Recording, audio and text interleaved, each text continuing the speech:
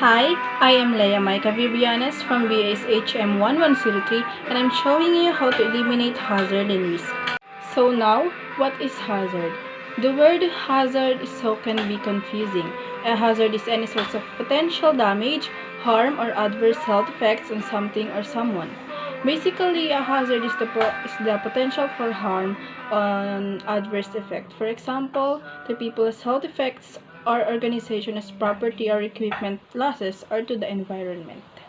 And now, what is risk? It is the chance or probability that a person will be harmed or experience an adverse health effect if exposed to a hazard. It may also apply to situations with property or equipment loss or harmful effects on the environment.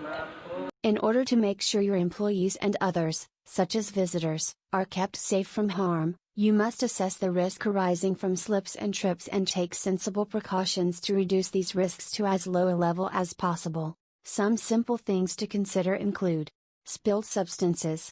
Spills from food or cooking are among the main causes of slips and should be immediately cleaned up. Post warning signs around spills or wet floors, flooring. Regularly check flooring condition and don't put off repairs. As a temporary measure, highlight any damaged areas and, where possible, keep people away. Unexpected trip hazards. Make sure boxes, bags, cables and other obstacles aren't left lying around. Storage should always be provided for incoming deliveries and staff belongings. Cleaning. Most slips happen on wet or dirty floors, so it's important to ensure floors are cleaned regularly and kept free of water and grease. Anything on the floor should also be quickly and effectively removed. Make sure cleaning is correctly carried out and use slip-resistant waxes to polish and treat floors. Ways to further reduce the risk of injury include installing non-slip tiling or other non-slip products, using rubber mats in areas where floors are constantly wet, and encouraging staff to wear non-slip footwear. These measures are simple and inexpensive to implement but will help to prevent costly fines. Training is essential to enable workers to carry out their tasks safely, without risk to themselves or others. As well as being fundamental to reducing accidents, it is also a legal requirement under the Health and Safety at Work Act, HSWA, 1974, so it's an area you can't afford to overlook. Use the following 3 steps when training staff. Prepare the worker. Explain the job in detail, including any hazards, safety precautions or required personal protective equipment. Train the worker. Demonstrate and describe specific procedures. Have them perform procedures until they can do them exactly as required. Check progress. Monitor workers to ensure safety standards are being maintained. Make unscheduled checkups and correct any unsafe work habits. Even the simplest of tasks should be explained fully to all employees. If a written safe system of work for the task is available, provide the worker with a copy. Equipment. Common equipment, such as general maintenance equipment and electrical tools, may cause serious injury, and poorly maintained equipment is a significant cause of accidents in the hospitality industry. Regular maintenance by competent staff will help to ensure equipment performs well and reliably, and help to prevent accidents. Of course, the maintenance itself must also be done safely. Hazardous chemicals. Many different types of hazardous cleaning chemicals are used in the hospitality industry, including drain cleaning products, oven cleaners, disinfectants, toilet cleaners, bleach, sanitizers and descalers. When using or handling chemicals, always use the least hazardous chemicals. Wear personal protective equipment, for example, gloves, face mask, long sleeve clothing and, if required, respirator. Store chemicals safely and securely when not in use, and make sure safety data sheets are available where hazardous chemicals are stored and used. They provide safety advice and details of the chemical, how to minimize risk. Most workplace injuries and illnesses can be prevented if workplace hazards are identified and the risks from them removed or minimized. Ways to minimize risks include making sure workers follow these safe ways of working and use appropriate personal protective equipment. Modifying work processes or equipment to make them safer, for example, by evaluating safety features when buying or replacing equipment.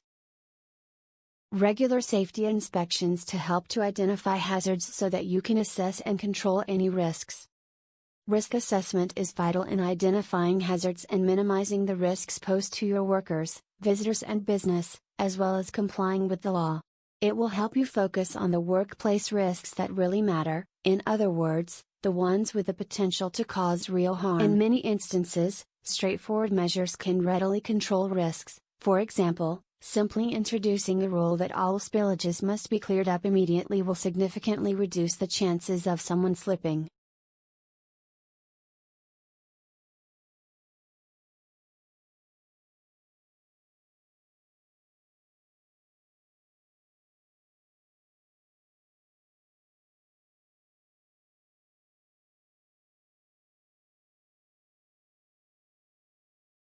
What are the most common hazards in a workplace? The words risk and hazard are often used interchangeably. However, if you are responsible for managing the health and safety in your workplace, it's important that you understand the difference between them. The 6 main categories of hazards are: biological hazards include viruses, bacteria, insects, animals, etc., that can cause adverse health impacts. For example, mold, blood and other bodily fluids, harmful plants, sewage, dust and vermin. Chemical hazards are hazardous substances that can cause harm. These hazards can result in both health and physical impacts, such as skin irritation, respiratory system irritation, blindness, corrosion and explosions. Physical hazards are environmental factors that can harm an employee without necessarily touching them, including heights, noise, radiation and pressure. Safety. These are hazards that create unsafe working conditions. For example, exposed wires or a damaged carpet might result in a tripping hazard.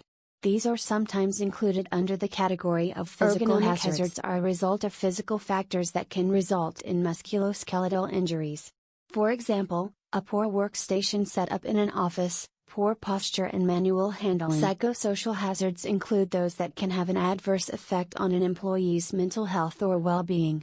For example, sexual harassment, victimization, stress and workplace violence. Examples of hazards could include working with heavy machinery, using chemicals at work, a poorly set up workstation or strained office relationships. Example of risk would be a danger that these situations may pose, for example, physical injury, chemical burns, RSI or increased stress levels.